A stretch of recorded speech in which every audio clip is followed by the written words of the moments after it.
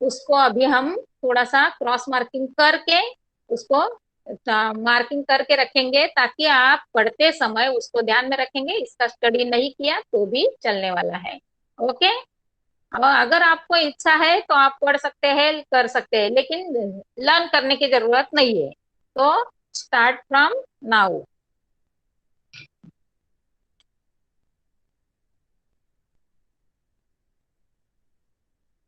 सबको दिख रहा है? Lesson number 3, life processing living organism part 2। First जो है, कैन यू रिकॉल, उसके अंदर जो 4 क्वेश्चन है पूरे के पूरे कैंसिल करने हैं। कैन यू रिकॉल, उसको क्रॉस करो ताकि आपके समझ में आएगा। पूरा का पूरा 4 क्वेश्चन कैंसिल किया है।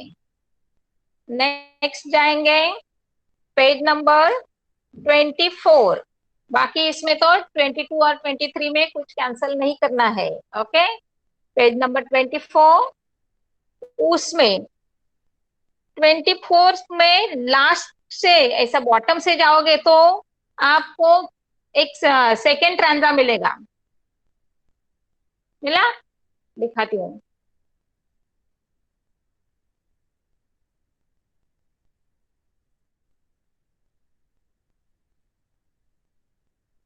हाँ, ये देखो, whenever there is plenty of water and nutrients are available to spirogyra.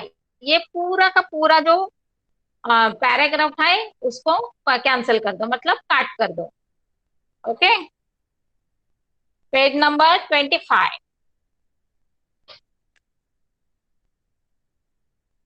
Try this.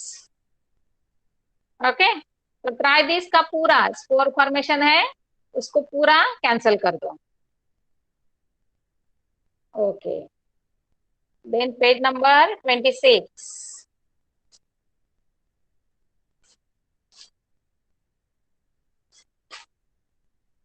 हाँ, let's think. Only let's think में 2 क्वेश्चन है, वही कैंसिल होंगे। Okay. Page number 27, do you know, cut करो। हाँ। और लास्ट वाला यूज ऑफ आईसीटी, वो भी कट करना है। Okay. Then page number 28, sexual reproduction. हाँ, कैन यू रिकॉल, कट करो। यस। देन 29 पे कुछ नहीं है। हाँ, सीधा 30, पेज नंबर 30।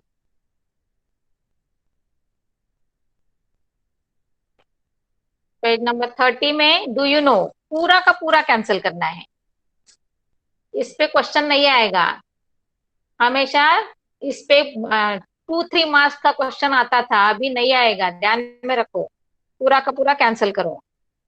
उसके नीचे वाला डेवलपमेंट ऑफ बर्थ, वो भी कैंसिल करना है। इसके ऊपर भी क्वेश्चन नहीं आएगा, ध्यान में रखो। पेज नंबर 31, इसमें ऑलवेज रिमेम्बर रखना है, और कैन यू टेल है उसको कैंसिल करना है। ओके। देन पेज नंबर 32, 32 में कुछ नहीं कैंसिल करना, सब है। Page number 33,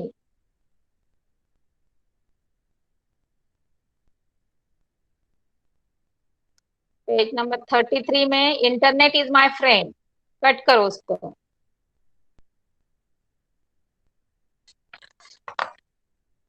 last page number 34,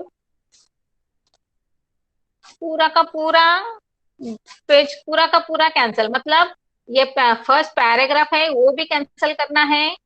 do you no है उसको भी काट करो, और गेट इंफॉर्मेशन उसको भी कट करो।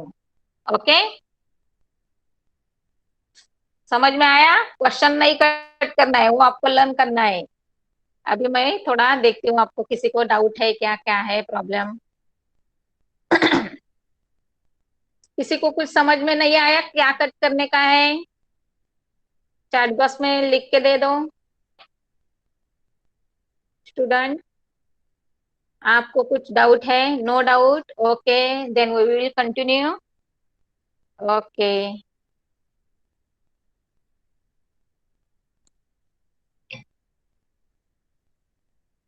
तो चलो स्टार्ट करेंगे। Lesson number 3, the life process in living organism, part 2।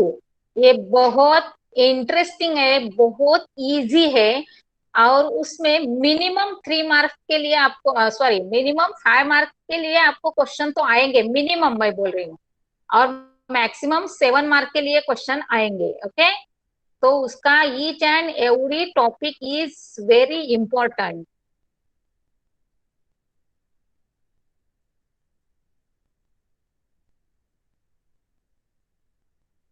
चलो अभी स्टार्ट करेंगे।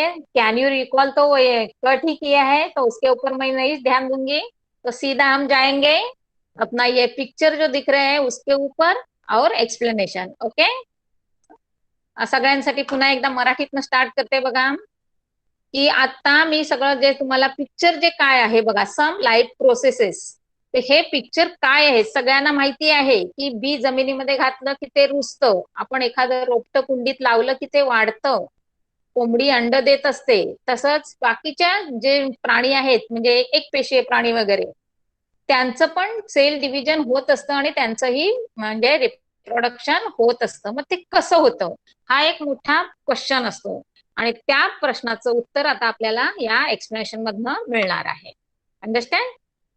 बघा, we have studied various life process in previous classes, that means last, अपने जो पहले स्टैंडर्ड है उसमें आपने बहुत सारा ऐसा पढ़ा है, उसमें बहुत सारा आपको मालूम भी है कि लाइफ प्रोसेस क्या है, और अभी हम पढ़ने जा रहे हैं तो उसके आगे की स्टेज है तो उसको क्या बोलते हैं और इसका क्या इम्पोर्टेंट है वो देखना है। All the life process, that means nutrition, respiration, excretion, sensation and response, that is control and coordination, etc., are essential to each living organism to remain alive. म्हणजेच काय आहे बघा, ह्या सगळ्या ज्या काही लाईफ प्रोसेस आहेत या आपल्या बॉडीमध्ये सगळ्या होत असतात, पण त्याच्यातनं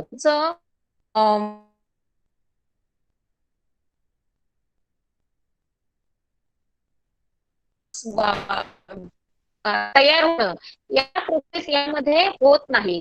मग त्यासाठी तुम्हाला कुठली प्रोसेस लागते आणि तिचं इम्पॉर्टन्स काय आहे ते आता तुम्हाला ह्या पिक्चरवरून समजणार आहे। Okay, this life process means all these are, हा, त्या सोडून all these are except besides this life process, one more life process occur in living organism, that is called reproduction. Underline this word. What is reproduction?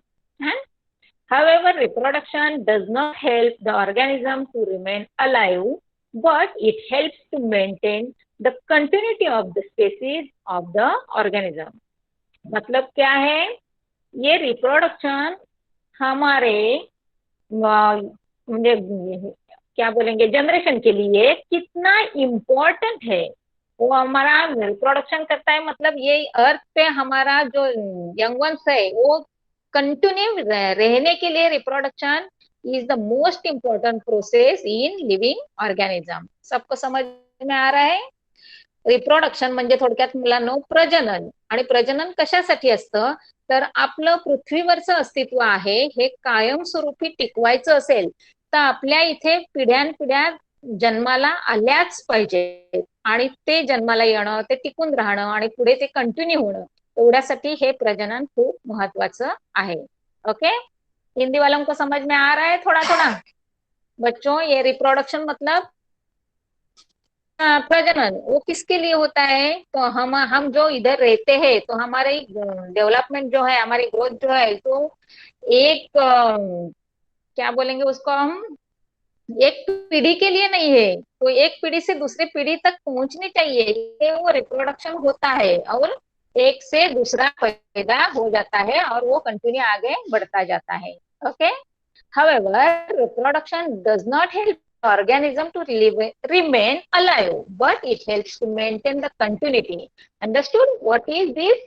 To maintain the continuity of the species. मतलब एक से दूसरा पैदा होने की process. अभी ये picture सब मैंने बता दिया, ये पिक्चर क्या कर रहे हैं। तो आपको मालूम है मुर्गी तो अंडा देती है, लेकिन वो अंडा देने की प्रोसेस कैसे होती है। एक सीड जो है उससे एक पौधा निकल आता है, लेकिन वो प्रोसेस कैसी होती है वो सब हम अभी सीखने वाले हैं। What do you mean by the maintenance of the species, मतलब ये मेंटेनेंस ऑफ स्पेसीज क्या है, वो कैसा मेंटेन होता है, ये हमें सीखना है। whenever the new organism is genetically exactly similar to earlier one that has produced it। अभी तक तो हम समझ में आते हैं, बोलते थे कि ये जेनेटिक्स है, एक के बाद दूसरे में सेम सेम आता है, लेकिन अभी इस लेसन में हम सीखने वाले हैं कि रिप्रोडक्शन के बहुत टाइप रहते हैं। तो इसमें हम सीखेंगे कि यंग वंस जो है तो सेम टू सेम 100% एक दूसरे के बराबर क्यों नहीं, तो एक दूसरे के जैसे नहीं रहते, ये हमें सीखना है अभी। Who determines whether the two organisms of the species will be exactly similar or not? The answer is no. What is the relationship between the cell division and the formation of new organism? ये तो हमने last lecture में ही सीखा था। Cell division क्या होता है, उसका टाइप्स कितना है, उसका इम्पोर्टेंस क्या है, और वो किस लिए जरूरी है। तो सीधा जाएंगे हम अभी एक्सप्लेनेशन पे। Formation of new organism of the same species by earlier existing organism is called as the reproduction। अभी समझ में आ गया reproduction? What is reproduction and what is the definition of reproduction? Formation of new organism मतलब दूसरा Spacey तैयार होने वाली जो प्रोसेस है उसको बोलते हैं reproduction. Reproduction is one of the various important character of living organism. ये बहुत इंपॉर्टेंट सिस्टम है हमारे बॉडी के अंदर, मतलब हमारे नहीं, लिविंग ऑर्गेनिज्म के अंदर। It is also one of the various reason responsible for evolution of e species. First lesson में आपको बहुत अच्छी तरह से मालूम हो गया व्हाट इज रिवॉल्यूशन, इवोल्यूशन। तो ये इवोल्यूशन जो है वो इवोल्यूशन कैसा टेम होता है, ये भी अभी हम ये रिप्रोडक्शन के अंदर पढ़ने वाले हैं। इन living organism reproduction occurs mainly by two methods. कितना मेथड है? Two methods. दो two methods are, first one is called as asexual method and second one is asexual method। तो underline this line, complete this line। Which line? In living organism reproduction occurs mainly by two methods। which are they? Only underline two words, asexual method and sexual method। सबको समझ में आ रहा है? सब कर रहे हैं? परत एकदा मराठीतनं सांगते की रिप्रोडक्शन म्हणजे प्रजनन, आणि प्रजनन का होतं, कसं होतं हे तुम्हाला आता मी सांगणार आहे। आणि ते प्रजनन घडण्याच्या दोन प्रोसेस असतात, दोन पद्धती आहेत। एक आहे लैंगिक आणि दुसरं आहे अलैंगिक। तर त्यातनं आता आपण जे शिकणार आहोत त्याला म्हणायचं आहे अलैंगिक प्रोसेस, म्हणजे थोडक्यात सांगायचं आहे asexual reproduction. Understood? Process of formation of new organism by an organism of same species without involvement of gametes is called as asexual reproduction। अभी हमने लास्ट पैरा में व्हाट इज रिप्रोडक्शन, रिप्रोडक्शन की definition पढ़ी। अभी reproduction का two type में से first type है असेक्सुअल रिप्रोडक्शन, उसकी भी डेफिनेशन है what is asexual reproduction and how it takes place, असा क्वेश्चन तुम्हाला परीक्षेमध्ये येतो। त्यासाठी अंडरलाईन करून ठेवा, मार्किंग करून ठेवा। The process of formation of new organism by An organism of same species, underline that word, same species, without involvement of gametes, underline that, is called as asexual reproduction. As this reproduction does not involve union of two different gametes, मतलब इसमें अलग अलग दो gametes नहीं रहते हैं, मतलब इसका मतलब है in this type of reproduction no need of two parents, understood, only one parent can reproduce the new organism and their young one, understood. इसमें दो दो पेरेंट्स की जरूरत नहीं है, ये एक ही पेरेंट करता है और उसमें रिप्रोडक्शन अच्छी तरह से हो जाता है, इसलिए उसको बोलते हैं asexual reproduction. This is the unparental reproduction, देख सॉरी यूनिपेरेंटल रिप्रोडक्शन, यूनि मतलब एक. This is uniparental reproduction and it occurs by meiotic cell. Underline that word. Meiotic cell division. मतलब ये जो होता है रिप्रोडक्शन, ये मायोटिक सेल डिवीजन की वजह से होता है, मायोटिक सेल डिवीजन के थ्रू होता है. Okay. Absence of genetic recombination is the drawback, whereas fast process is advance of this reproductive method. तो ये रिप्रोडक्शन का ड्रॉबैक मतलब इसका कमी क्या है, इसमें क्या कम है, तो उसमें ये रहता है कि जेनेटिक रिकॉम्बिनेशन नहीं होता है, दो पेरेंट्स साथ में नहीं आते हैं, इसलिए उसका जेनेटिक रिकॉम्बिनेशन नहीं होता है, ये इसकी कमी है. लेकिन उसका एडवांस क्या है, तो उसमें जो प्रोडक्शन होता है ये फास्ट प्रोसेस है, बहुत ही ऐसा फास्ट में हो जाती है. अंडरस्टूड. ओके, देखती हूँ आपको कितने लोगों को समझ में आया है या नहीं आया. कुछ डाउट्स है, कुछ समझ में नहीं आया, ऐसा कुछ है तो लिख के दे दो, चैट बॉक्स में टाइप करो. Ma'am, near my resistance there are very high changes of flood, therefore my, हाँ ओके ओके, ठीक है ठीक है, ओके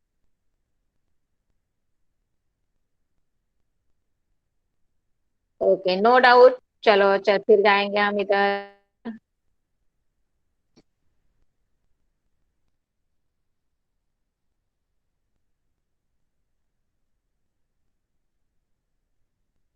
अभी हमने पढ़ा फर्स्ट टाइप असेक्सुअल रिप्रोडक्शन. अभी ये असेक्सुअल रिप्रोडक्शन के अंदर कितने टाइप से पहले देख लो. First one is binary fission, then second one is multiple fission, third one is budding, and बस इतना ही. ये बाद में बाकी का बाद में बताऊंगी. तो पहला एक ध्यान में रखो, ये असेक्सुअल रिप्रोडक्शन है, उसके अंदर भी तीन टाइप है.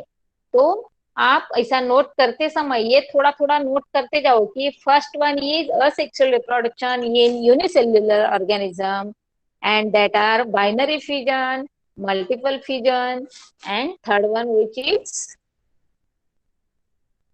Budding. There are three types of reproduction. The first one is binary fission. So simple binary fission is takes place in amoeba, and transverse binary fission is takes place in paramecium. ये दो examples है, क्या ध्यान में रखो. आपको कौन सा क्वेश्चन आता है, कौन सा पूछा है, ये केयरफुली रीड करना पड़ता है, तभी जाके आप एक्सप्लेनेशन अच्छी तरह से दे देंगे. ओके. मुलांना तुम्हाला सांगते बघा, याच्यामध्ये आता हे बायनरी फिजन जे आहे त्याच्यामध्ये तुम्हाला दोन आहेत, एक अमिबा आहे आणि एक पॅरामेशियम.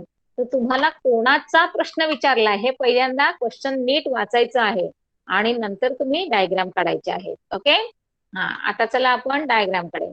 आता डायग्राम मध्ये त्यांनी काय सांगितले ते पहिलं बघा. पहिल्यांदा ऍक्टिव्हिटी सांगते, मग नंतर तुम्हाला ते कसं सेल डिव्हिजन झालं आणि एकापासून कसं दुसरं हे डॉटर सेल्स कसे तयार झाले हे पण समजेल. फर्स्ट ऍक्टिव्हिटी काय सांगितली बघा त्यांनी. Take conical flask and collect the water in it from pond having stagnant water and aquatic plants. म्हणजे थोडक्यात सांगायचंय की कुठेतरी साचलेल्या पाण्यातनं तुम्ही काय करायचंय, थोडंसं पाणी घ्यायचं आहे. Add some wheat grains and aquatic plants to it. म्हणजे त्याच्यामध्ये थोडंसं स्टेन करायला तुम्ही काय करायचं आहे, एक थोडंसं गव्हाचं पीठ टाकायचं keep it for 3 to 4 days. त्याला एका साइडला ठेवून द्यायचं. So that wheat grains and plants will decompose. मतलब क्या है, उसमें विघटन होने लगता है. Decomposition is takes place in that plant. Early in the morning on the 4th day, after 3-4 days, early in the morning on the 4th day, take a glass slide and put a drop of that water over it and carefully put a cover slip on the drop and observe the under microscope. That means क्या करना है, अभी पूरा बताती हूँ. देखो, जो पानी रहता है, जो डबके में पानी रहता है, उसमें से एक ड्रॉप लेना है, उसको कवर स्लिप पे रख के, हम तो ये सब यूनिसेल्युलर है, बहुत ऐसे बोलेंगे तो एक सुई निडल के पॉइंट के ऊपर ऐसे लाखों रहते हैं. तो ये ऐसा बहुत स्मॉल रहते हैं, तो आंखों से तो नहीं देख पाते. तो देखने के लिए हमें क्या करना पड़ता है, माइक्रोस्कोप का यूज करना पड़ता है. तो माइक्रोस्कोप का यूज करते समय हमें उसका एक ड्रॉप लेना है, उसको कवर करना है. तो कवर करते उसको बोलते हैं कवर स्लिप, और सीधा जाके हम उसको अंडर माइक्रोस्कोप देखेंगे. तो देखने के बाद ऐसा स्ट्रक्चर हमें दिखता है. तो ये कौन है, पहला देख लो. You will be able to see many paramecia performing the binary fission. मतलब ये ऐसे बहुत बहुत ऐसे एनिमल्स आपको दिखाई देंगे. उसमें से एक को हम देखेंगे और उसका स्टडी करेंगे. उसको देखो, प्रोकैरियोटिक मतलब बैक्टीरिया. तो बैक्टीरिया तो बहुत स्मॉल रहते हैं. प्रोस्टिस मतलब अमीबा, पैरामीशियम, यूग्लिना. ये तो 3 एग्जाम्पल है. देखो, पहला है अमीबा, देन सेकेंड है पैरामीशियम, एंड थर्ड वन है ये लॉन्गिट्यूडिनल फ्यूजन इन यूग्लिना. अंडरस्टूड. हाँ, आगे यूरोकैरियोटिक सेल ऑर्गेनल्स लाइक माइटोकॉन्ड्रिया. अब ये माइटोकॉन्ड्रिया आपको तो बहुत अच्छी तरह से मालूम है. माइटोकॉन्ड्रिया कहाँ रहता है, सेल के अंदर. और आगे वाला जो क्लोरोप्लास्ट है वो कहाँ मिलता है हमें, सेल के अंदर. तो ये है जो आगे वाले, वो सब सेल के अंदर होने वाले हैं. Okay. Asexual reproduction by binary fission. In this process, the parent cell divides to form two similar daughter cells. Binary fission occur either by mitosis or अमाइटोसिस. तो माइटोसिस और मियोसिस हमने पढ़ा है, तो उसका जो हम अभी पढ़ने जा रहे हैं वो है माइटोसिस. अंडरस्टूड. और अगर माइटोसिस नहीं होगा तो अमाइटोसिस होगा, लेकिन यहाँ मियोसिस नहीं है, ये ध्यान में रखो. ओके. हाँ, तो पहला जो है, axis of fission division is different in the different protist. Example दिया है अमीबा. अमीबा मतलब फर्स्ट वन. तो उसमें कुछ ऐसा डिफिकल्टी नहीं है. अमीबा का शेप आप सबको मालूम है, जिसको शेपलेस है वही अमीबा है. ओके. तो उसको जो सीडोपोडिया रहते हैं वो कहाँ से भी आगे निकल जाते हैं, इसलिए उसका जो बाइनरी फ्रीजन का प्रोसेस है वो बहुत ही सिंपल है, इसलिए उसको बोल रहे हैं सिंपल मेथड. एग्जाम्पल दिया है, amoeba divides in any plant due to the lack of specific shape. उसको स्पेसिफिक ऐसा शेप नहीं है, इसलिए वो कहाँ से भी बढ़ता है और कहाँ से भी कट होता है. Hence it is called as simple binary fusion. परत एकदा सांगते बघा, जी मराठी मुलं आहेत त्यांना, की अमिबामध्ये जे काही तुमचं रिप्रोडक्शन होत असतं, तो अमिबा हा शेपलेस आहे.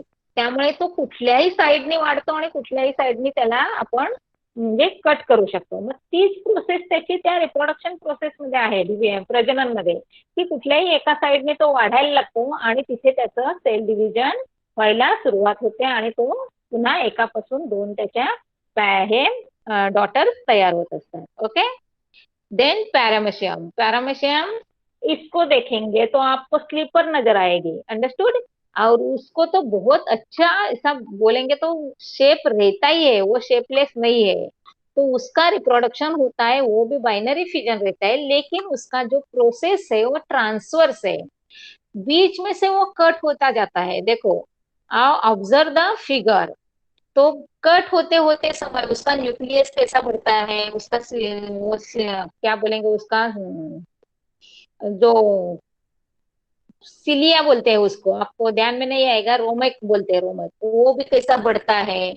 बाद में थर्ड स्टेज में वो कैसा अलग हो जाते हैं, जो सेल डिवीजन में मैंने पढ़ाया था ना, वैसा हो जाता है. बाद में वो थर्ड फोर्थ प्रोसेस में अपना एक रिंग बनाता है, अलग हो जाता है, और आगे जाके डॉटर सेल पूरा का पूरा पेरेंट के जैसे दिखने लगता है। ओके, तो ये चार जो स्टेजेस है वो आपको ड्रॉ करना ही पड़ता है। जब 2 मार्क के लिए क्वेश्चन आएगा, ये explain the binary fission in amoeba, तो 2 मार्क के लिए आपको ये ड्रॉ भी करना है और 2 लाइन में एक्सप्लेन भी करना है। पैरामीशियम के ऊपर क्वेश्चन आएगा तो भी आपको ये ड्रॉ भी करना है और उसका एक्सप्लेनेशन भी देना है। अभी last one is longitudinal binary fission. अभी ये ट्रांसफर मतलब बीच में से आधा कट हो गया, और ये लॉन्गिट्यूडनल मतलब वो सामने से मतलब ये सीधा कट होता है, देखो। तो ये भी ध्यान में रखो आप लोग। Binary fission is whereas euglena by longitudinal binary fission. Binary fission is usually performed by living organism during favorable conditions. अभी आपको समझ में आया कि बाइनरी फिजन ये एक असेक्सुअल टाइप ऑफ रिप्रोडक्शन है। तो ये कब होता है? तो binary fission is usually perform by living organism during favourable condition. जब उनके लिए ऐसा उनको ये एनिमल्स को लगता है कि अभी ये फेवरेबल कंडिशन आ गया, तो ये रिप्रोडक्शन स्टार्ट करते हैं। तर परत एकदा सांगते बघा मुलांना की बायनरी फिजन जे असतं ते त्यांचं एक सराउंडिंग बघतात, तिथे फूड वगैरे अवेलेबल आहे का हे सगळं बघितलं जातं। म्हणजे ते प्राणी सुद्धा रिप्रोडक्शन करण्यापूर्वी त्यांचा सराउंडिंग एरिया, त्यांचा कम्फर्ट झोन आहे का ते बघतात आणि त्यानंतर ते प्रजनन करतात। That is availability of the abundant food material, कारण त्यांच्यासाठी ते रिक्वायर्ड असतं आणि त्यांची रिक्वायरमेंट कम्प्लीट करणारी जर त्यांना कंडिशन मिळाली तर ते त्यांचं रिप्रोडक्शन करतात। हे झालं तुमचं बायनरी फिजन। आता असेक्शुअल मधला सेकंड टाइप आहे मल्टिपल फिजन। आता हे मल्टिपल फिजन काय आहे ते पहिल्यांदा तुम्हाला डायग्राम दाखवते। मल्टिपल फिजन इन अमिबा। आता हे सगळं आहे बघा, पहिला जो आहे तो अमिबा आहे, त्याच्यामुळे तुम्हाला लगेच समजतं की अमिबा मध्ये जे असेक्शुअल रिप्रोडक्शन आहे ते 2 टाईपनी होतं, एक बायनरी फिजन आणि दुसरं आहे मल्टिपल फिजन। तर क्वेश्चन तुम्हाला मल्टिपलचा आलाय की बायनरीचा आलाय हे पण तुम्ही बघायचं आहे, समजला? अगर क्वेश्चन आपको एग्जाम में आ गया तो ये मल्टीपल फिजन इन अमीबा या बाइनरी फिजन इन अमीबा ये है, या पहला देख लो और बाद में ड्रॉ करो और बाद में एक्सप्लेनेशन करो। ओके, तो how multiple fission takes place. Amoeba, parent amoeba है पहला, वो अपना पूरा बॉडी जो है मतलब वो सीडोपोडिया जो है वो क्या करता है, अपना अंदर लेता है और पूरा बॉडी है वो गोल बनता है, सर्कल के टाइप जैसा बनता है, देखो। वो जो बनता है उसको सिस्ट बोलते हैं। सिस्ट मतलब अपने ऊपर एक हार्ड ऐसा कवर बनाता है।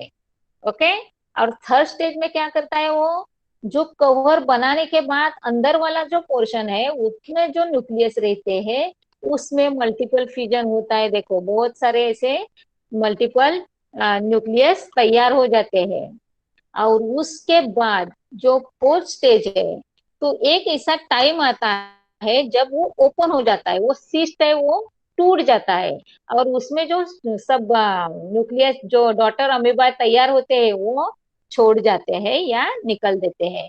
ओके, तो पहला एक्सप्लेनेशन देखेंगे। Multiple fission, asexual reproduction by multiple fission is perform by amoeba and other similar protists, amoeba stops to formation of pseudopodia। देखो pseudopodia पहले क्या करता है, अमीबा अपना pseudopodia अंदर लेता है, and thereby movements whenever there is the lack of food or any other type of adverse condition, it becomes rounded आणि तो काय करतो, स्वतःला गोल करून घेतो, and forms protecting covering around plasma membrane that is called cyst, जो second stage में आपको नाम दिया है। ओके, और उसके बाद उसका मल्टीपल फ्यूजन हो जाता है और एक ऐसा सिचुएशन देखता है, और उसके बाद वो सिस्ट फाड़ के सब जो डॉटर सेल्स रहते हैं वो बाहर निकल आते हैं। Okay, then third, budding. तो बडिंग कैसा होता है, देखो आता ये बडिंग जो है ये अमीबा में नहीं होता है। तो लिसन, ये बडिंग जो है वो ईस्ट में होता है।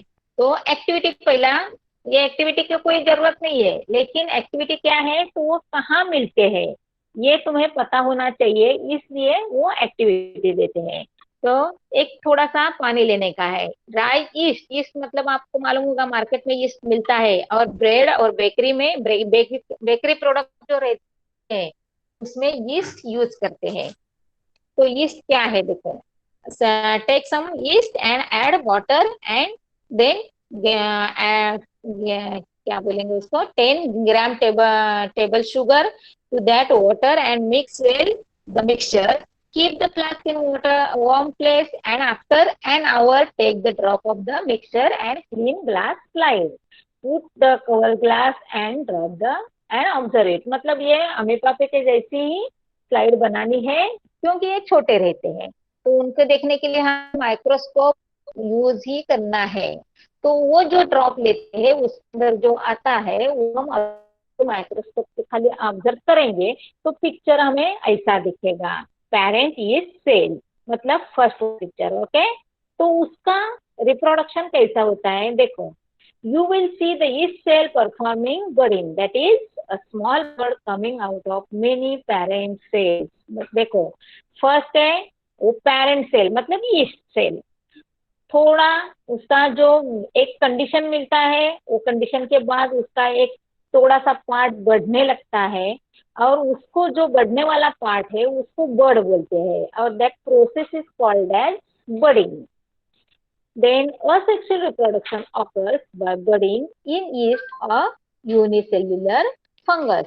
मतलब ये जो है वो असेक्सुअल टाइप ऑफ रिप्रोडक्शन है, और ये बडिंग, ये ईस्ट में जो होने वाला जो प्रोसेस है, जो रिप्रोडक्शन है उसको बडिंग बोलते हैं। और ये यूनिसेल्युलर है, मतलब ये छोटा सा है, ये सब के सब हम जो स्टडी कर रहे हैं ये सब के सब यूनिसेल्युलर है, इसलिए हम उन्हें माइक्रोस्कोप के अंदर ही देखते हैं। Yeast cell produces two daughter nuclei by meiotic cell division. ये भी हमने पढ़ा था कि ये सब अभी देखने वाले हैं, मायोटिक सेल डिवीजन के अंदर होने वाला है, तो इसके अंदर भी जो स्टेप बाय स्टेप जो प्रोसेस है वो भी सब मायोटिक सेल डिवीजन है।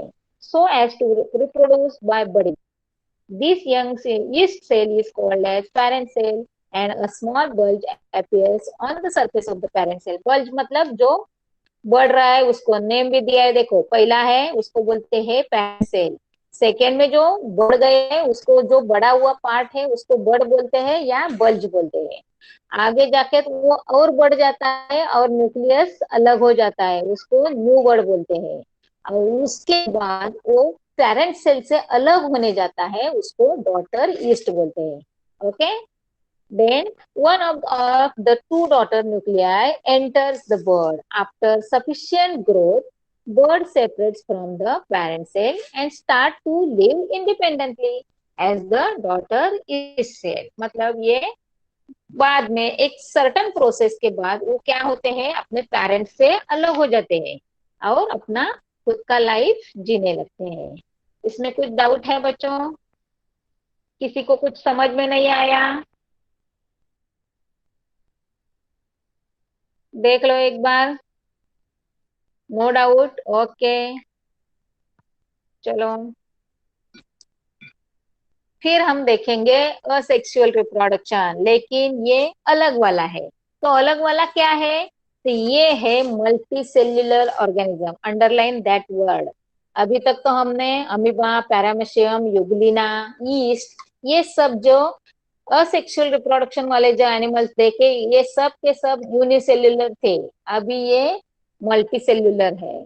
तो उसमें पहला फ्रेगमेंटेशन, ये फ्रेगमेंटेशन उसका मतलब है खुद के बॉडी को थोड़ा थोड़ा बीच बीच में कट करके वो बढ़ने लगता है। Okay, this type of asexual reproduction occurs in multicellular organism. In this type of reproduction, the body of the parent organism breaks up into many fragments, and each fragment starts to live as an independent new organism। Understood? अपने आप body को वो cut कर देता है और body का अलग अलग जितने पार्ट्स होते हैं उतने बढ़ने लगते हैं। देखो, फर्स्ट वन है स्पायरोगायरा दिया है, वो स्पायरोगायरा बीच में कट हो गया, तो बीच में कट हो जाने के बाद उसके दो पार्ट हो गए और वो दो पार्ट अलग अलग अपने बढ़ने लगे, तो मतलब इसका सेल डिवीजन हो गया, डॉटर सेल, टू डॉटर्स उसके हो गए। अंडरस्टूड? बघा, परत एकदा मराठीवाल्यांसाठी सांगते की हे फ्रॅगमेंटेशन आहे, त्याला म्हणायचं खंडीभूत. आणि हे खंडीभूत जे आहे ते कोणामध्ये होतं, तर ज्यांच्यामध्ये जास्त पेशी आहेत त्यांच्यामध्ये होत असतं. मग आता जास्त पेशी आहेत त्यांच्यामध्ये काय आणि कोणत्या प्रकारे होतं, तर पहिलं सगळ्यात महत्वाचं ते ऑर्गन्स असतात, ते प्राणी असतात, ते काय करतात, आपल्या बॉडीला दोन भागांमध्ये डिवाइड करतात आणि ते डिवाइड झालेले जे दोन भाग असतात ते वेगवेगळे वाढायला लागतात. अंडरस्टूड? हा. This type production occurs in algae like spirogyra, म्हणजेच हे अल्गी म्हणजे शैवाळ, हे स्पायरोगायरा मध्ये आहे. आता मला सांगा, हा प्राणी आहे की वनस्पती आहे? व्हॉट इज स्पायरोगायरा, प्लांट और animal? This is plant. Understood? Algae means शैवाल, जे तुम्ही पावसाळ्यामध्ये बघता ना, हिरवं हिरवं असतं. हा. अँड स्पंज लाईक सायकॉन, म्हणजे दुसरं असतं तो, त्याला म्हणायचं सायकॉन मध्ये एक होत असतं. म्हणजे थोडक्यात फ्रॅगमेंटेशनचे दोन एक्झाम्पल तुम्हाला सांगितले आहेत. फर्स्ट आहे स्पायरोगायरा अँड सेकंड आहे सायकॉन. तर आता इथे तुम्हाला दिलेलं आहे ते स्पायरोगायराचं एक्झाम्पल आहे. आता त्याच्यानंतर पुढे काय सांगितलं बघा, whenever there is a plenty of water and nutrients are available in to spirogyra, its filaments grow up very fast and break up into many small fragments. Each fragment start to live independently as a new spirogyra fiber. If the body, if the body of cycon breaks up anciently into many fragments, such as fragment develops into new cycon. अभी देखो, ये पहला जो paragraph है वो आपको क्या बताता है, what is fragmentation and how it takes place. Then second जो पैराग्राफ दिया है उसको क्या करना है, देखो, आपको अगर स्पायरोगायरा क्या या नहीं तो फ्रेगमेंटेशन का स्ट्रक्चर बताने को या एक्सप्लेन करने को क्वेश्चन आया, तो ये सेकेंड वाला जो पैराग्राफ दिया है उसका आंसर में लिखना है। ओके, तो डायग्राम और एक्सप्लेनेशन ऐसा दोनों भी करना है। आप 10th के बच्चे हैं तो आपको 1 मार्क के लिए बहुत करना पड़ता है, तो एक्सप्लेनेशन विद डायग्राम ऐसा किया तो डायग्राम को 1 मार्क मिलता है और एक्सप्लेनेशन को 1 मार्क, ऐसा पूरा 2 का 2 मार्क आपको आउट ऑफ मिल जाता है उस क्वेश्चन का। ओके, तो आपको आदत लगा दो। बाद में है रीजनरेशन। अभी देखो, रीजनरेशन का एक बहुत अच्छा एग्जाम्पल आपको सबको मालूम है और वो दिया है, देखो, you may know that the wall lizard breaks up and discard some part of its tail in emergency. What is wall lizard?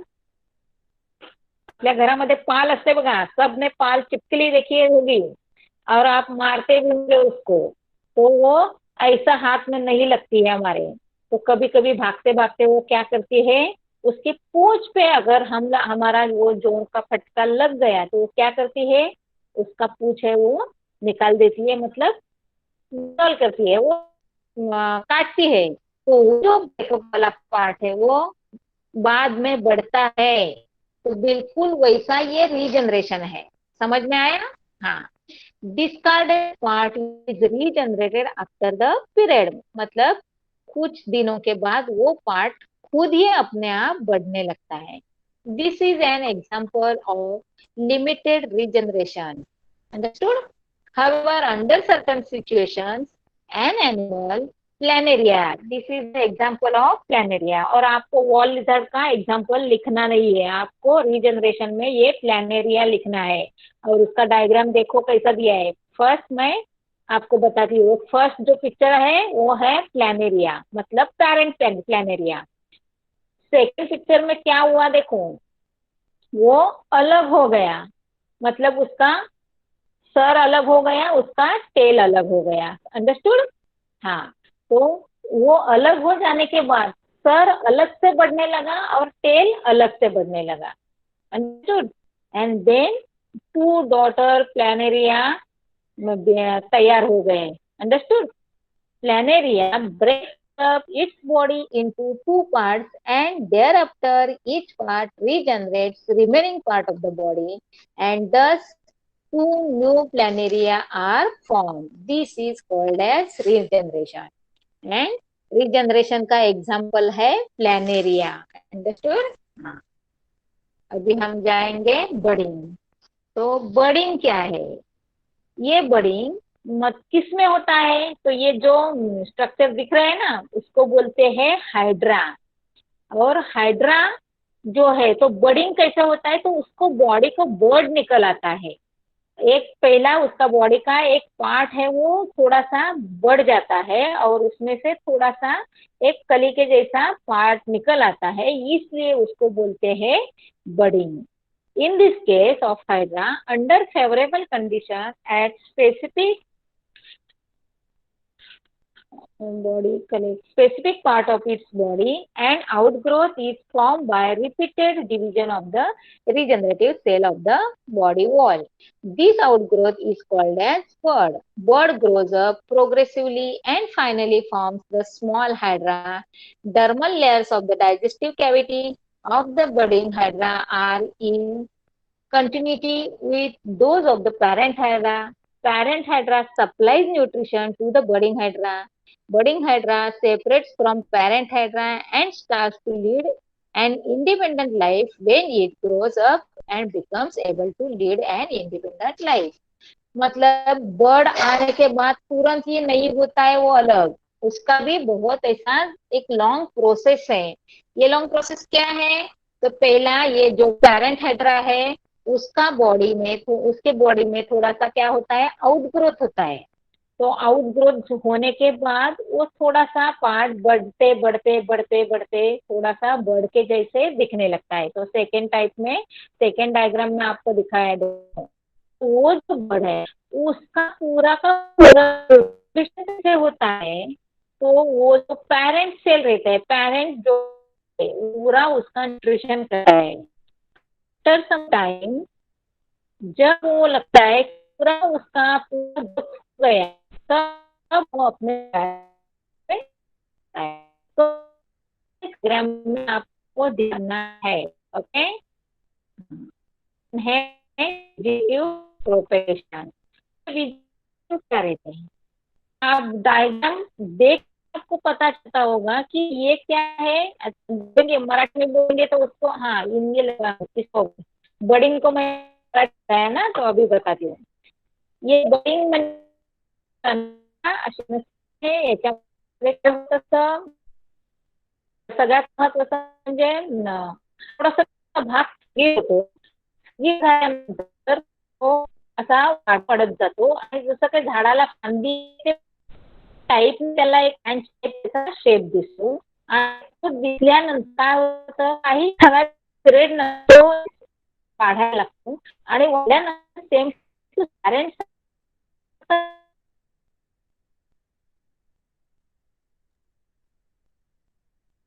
त्याचं स्ट्रक्चर होत, पण नुसतं स्ट्रक्चर झालं म्हणजे तो पॅरेंट म्हणजे होणं गरजेचं असतं आणि ते न्यूट्रिशन त्याच्या पॅरेंट कडून होत असतं।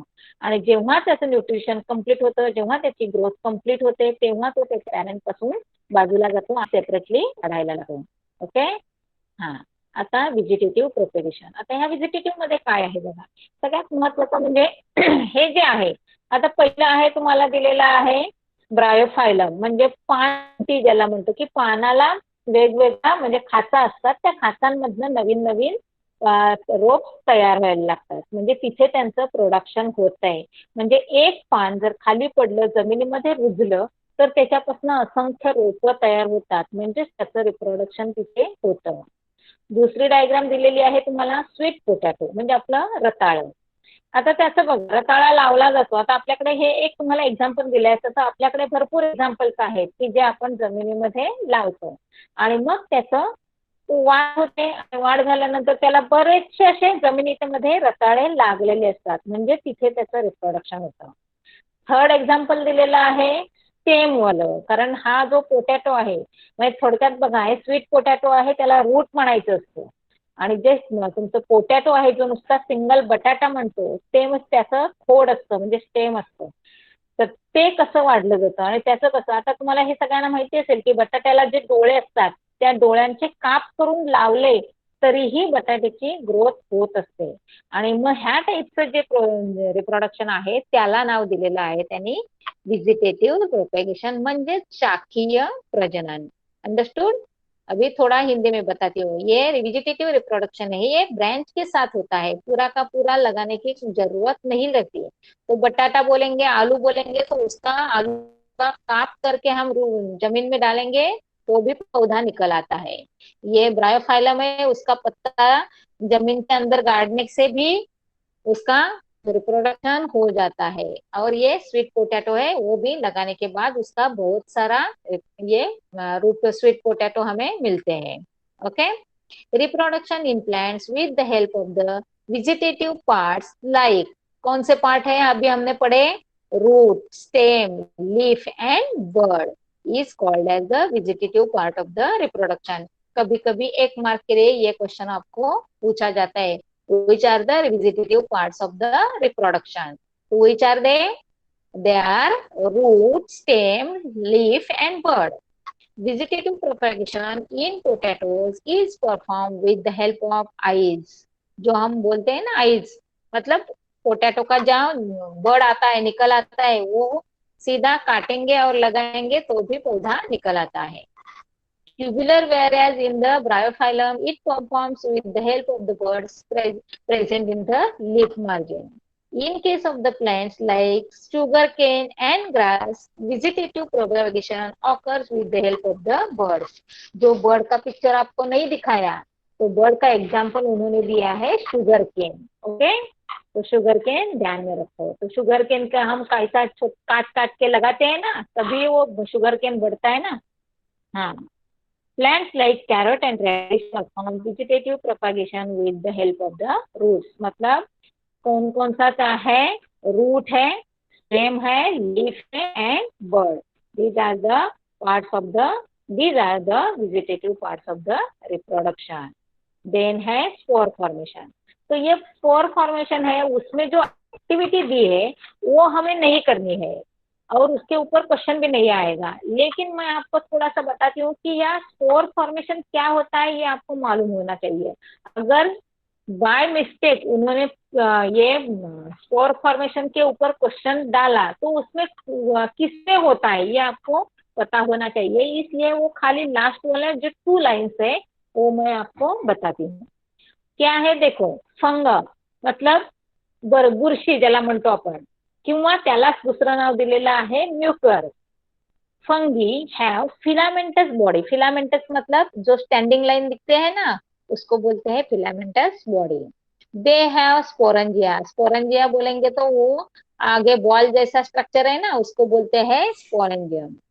Once the spore are formed, sporangia burst and spores are released। क्या होता है, ये पहला स्ट्रक्चर है कि हमारे जो ऐसा ब्रेड बटर जो बहुत दिन तक ऐसा ध्यान नहीं दिया पड़े रहे तो उसके अंदर वो बढ़ने लगती है, उसको बोलते हैं फंगी। और उसका हमें दिखने में वो ऐसा पूरा का पूरा स्ट्रक्चर नहीं दिखता है, लेकिन अंडर माइक्रोस्कोप जब हम ऑब्जर्व करते हैं तब ये स्ट्रक्चर दिखता है। तो ये स्ट्रक्चर कैसे होता है और ये आगे बढ़ती कैसे है, बहुत बार हमने पिकल में देखा है, देखो बहुत ऐसा बढ़ जाती है। तो वो जो थ्रेड लाइक स्ट्रक्चर है उसके ऊपर जो बॉल लाइक स्ट्रक्चर है उसमें वो स्पोर्स रहते हैं, और बहुत ऐसा पकने के बाद वो स्पोर्स है वो फट जाते हैं, और फटने के बाद उसमें से बहुत सारे स्पोर गैमेट्स निकलते हैं और वो बढ़ने के लिए हेल्प करते हैं, और बहुत सारा फास्ट रिप्रोडक्शन है ये भी। In moist and warm place and new fungal colony is form. बहुत ऐसा जल्दी जल्दी उनकी ग्रोथ हो जाती है। सेक्सुअल रिप्रोडक्शन, अभी ये सेक्सुअल रिप्रोडक्शन है, ये प्लांट्स में होता है। तो कैसे होता है ये थोड़ा सा मैं आपको बताती हूँ। पहले उसके पहले मैं आपको पूछती हूँ क्या डाउट्स है क्या उसमें। अभी यहाँ हमारा साइकॉन ये भी एक वही सेम टाइप का है, अभी इधर दिया नहीं है पिक्चर, लेकिन साइकॉन का स्ट्रक्चर वो अलग है। अभी मैं यहाँ से आपको स्ट्रक्चर कैसा रहता है ये नहीं बता पाऊंगी, लेकिन अगर आप डाइजेस्ट यूज करते हैं तो उसमें आपको साइक्लोन मिलेगा। ओके, हाँ, असेक्सुअल रिप्रोडक्शन हमारा खत्म हो गया। ओके, हाँ, तो असेक्सुअल के बारे में क्वेश्चन आया तो कम से कम 2 मार्क के लिए आता है, तो एक्सप्लेनेशन विद डायग्राम आपको करना ही है। तो पहला आज जाके नोट बनाओ। असेक्सुअल रिप्रोडक्शन 2 टाइप में है। तो 2 टाइप, जो पहला है यूनिसेल्युलर में होता है, उसमें क्या है, बडिंग रहता है, बाइनरी मल्टीपल फिजन रहता है, और क्या बोलेंगे उसको, बाइनरी फिजन रहता है। और अगर और दूसरा टाइप है मल्टी सेल्यूलर है, तो मल्टी सेल्यूलर के टाइप अलग रहते हैं। उसके एग्जाम्पल क्या है वो भी ऐसा शॉर्टकट में लिख के रखो। अभी हम जाएंगे सेक्सुअल रिप्रोडक्शन, और सेक्सुअल रिप्रोडक्शन में हम प्लांट्स का स्टडी करेंगे। Okay, sexual reproduction in plants. तो प्लांट्स के पहले सेक्सुअल रिप्रोडक्शन क्या होता है ये आपको मालूम होना चाहिए। तो असेक्सुअल में मैंने आपको बोला ये सिंगल पेरेंट रहता है, और सेक्सुअल बोलेंगे वो डबल पेरेंट रहता है। और आप ही बताएंगे अभी मुझे कि सेक्सुअल रिप्रोडक्शन कौन से सेल में होता है, बोलो। लिख के दे दो, कौन सा सेल, मतलब प्रोसेस कौन सा, माइटोसिस या मियोसिस, कौन सा प्रोसेस है, स्टडी करते हैं आप लोग? हाँ, चैट बॉक्स में लिख के रख दो, मैं देखूंगी बाद में, अभी नहीं जाऊंगी उधर। सेक्सुअल रिप्रोडक्शन, अभी देखो, sexual reproduction always occurs with the help of the 2 germ cells. तो जर्म सेल्स कहाँ रहते हैं, meiosis. Female gametes and male gametes are the 2 germ cells. Okay, 2 main process occurs in sexual reproduction. उसमें का पहला जो है उसके बोलते हैं गैमेट फॉर्मेशन। तो सेक्सुअल रिप्रोडक्शन पहला ध्यान में रखूं, 2 जर्म सेल्स होते हैं। ये मियोसिस का टाइम से डिवीजन सेल है, और उसके अंदर भी 2 टाइप रहते हैं, और ये मेन और इम्पोर्टेंट रहते हैं, जो हमने लास्ट लेक्चर में स्टडी किया है। तो फिर हम डिवीजन थोड़ा सा उसको पढ़ेंगे। First one is gamete formation. What is gamete formation? Gametes are formed by the meiosis. In this meiosis, chromosome number is reduced. मैंने पहले ही आपको बताया था कि हमारे बॉडी के अंदर कितने रहते हैं, 46, और रिड्यूस होने के बाद कितने होते हैं, 23। तो मम्मी के यहाँ से 23, पापा के यहाँ से 23, तो न्यूऑन में कितने आते हैं, 46। अंडरस्टूड? हाँ, hence haploid gametes are form.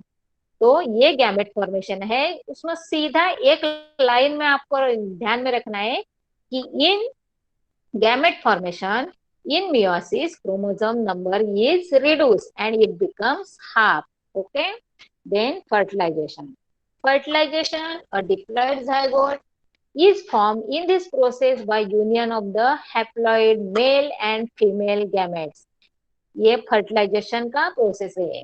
तो इसमें डिप्लॉयड गैमेट जाइगोट रहते हैं। तो डिप्लॉयड जाइगोट रहते हैं, इसका मतलब D stand for double.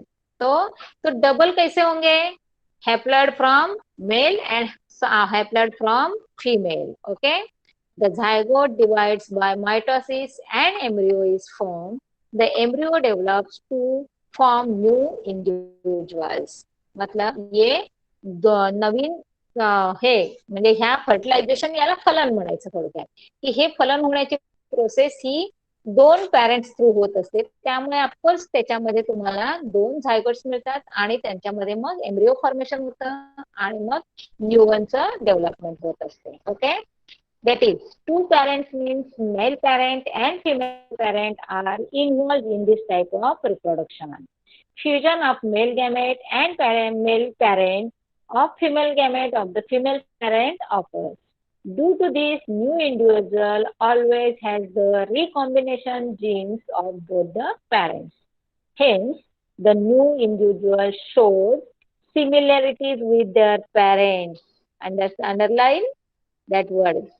It shows similarities with the parents for some character and has some characters different from the both parents. मतलब पूरा का पूरा 100% नहीं आते, लेकिन 50% सिमिलैरिटी पेरेंट्स के जैसे होते हैं, और 50% अलग से थोड़े से डिफरेंट होते हैं, पूरा डिफरेंट नहीं रहते।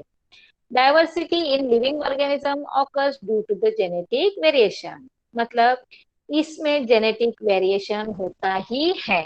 ओके, हाँ, genetic variation helps the organism to adjust with the changing environment. और ये वेरिएशन किस लिए होता है कि जो एनवायरनमेंट में चेंज है उसके लिए उसको एडजस्ट करना पड़ता है, खुद का लाइफ जीते जीते उसको एडजस्ट करना पड़ता है एनवायरनमेंट के तरफ, तो इसमें चेंजेस मिलते हैं हमें। Okay, thereby to maintain their existence, मतलब उनका जो जो अपना ये अर्थ के ऊपर का जो स्थान है वो फिक्स रखने के लिए, बढ़ने के लिए, परमानेंटली रखने के लिए उनको ये एनवायरनमेंट में चेंजेस है वो एक्सेप्ट करने पड़ते हैं।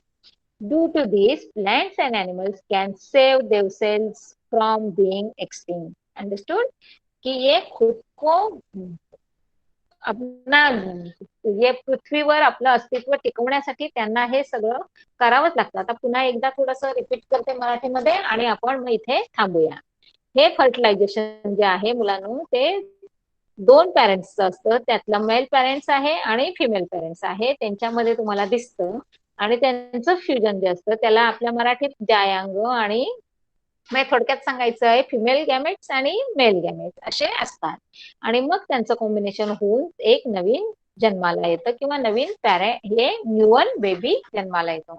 आणि मग त्याच्यामध्ये जे काही तुम्हाला कॅरेक्टर्स दिसतात ते सगळेच्या सगळे तुम्हाला पॅरेंट्सचे दिसत नाही।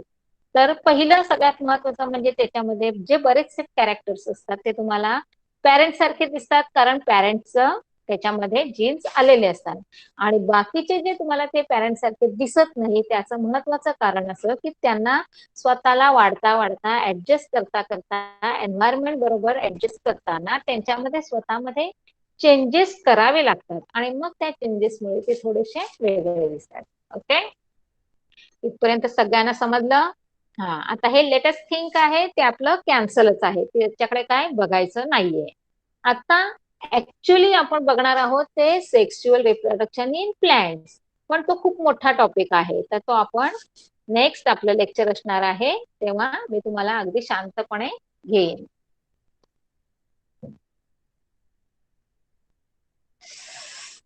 काय दाबलं काय माहिती।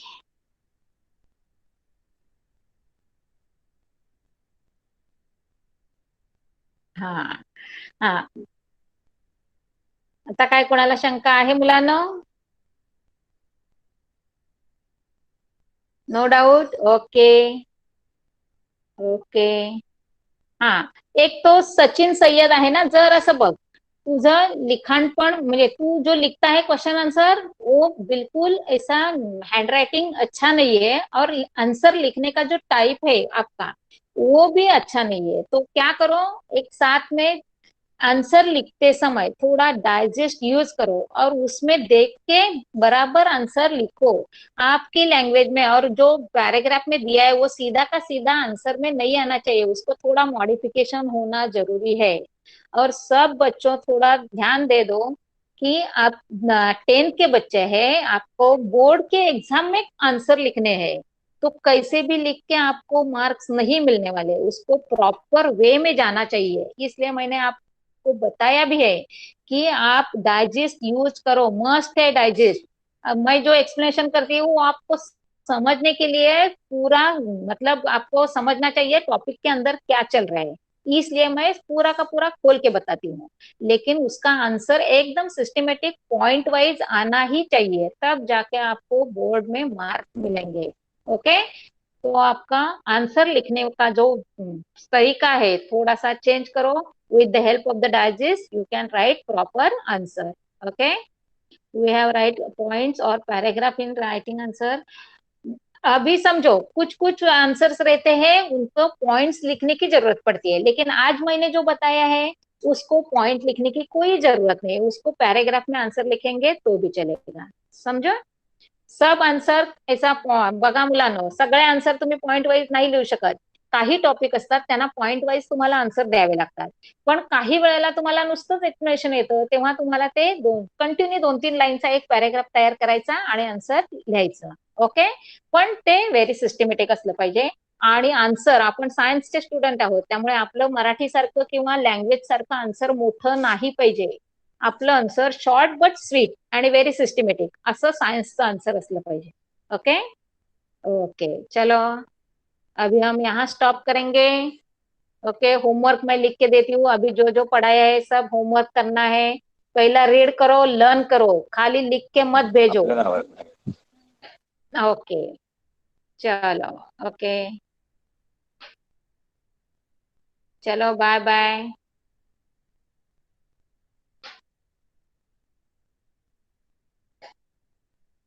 Okay bye bye.